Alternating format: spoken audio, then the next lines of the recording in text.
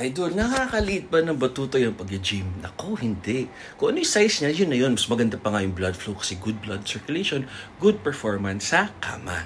Mas tatagal ka. Mas mind-muscle connection.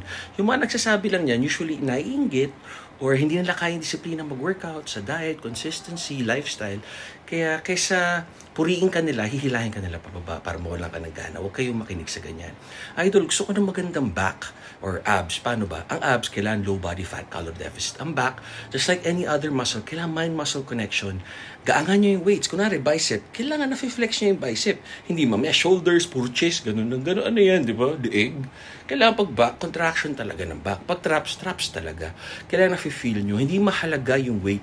Mahalaga 2 seconds negative, 2 to 5 seconds, tas 1 to 2 seconds ang positive. Yung positive, yung may effort. Exhale, inhale, dahan-dahan. Ganun rin sa legs. Tama kayo, mali ako na siya. Dr. Do what works for you.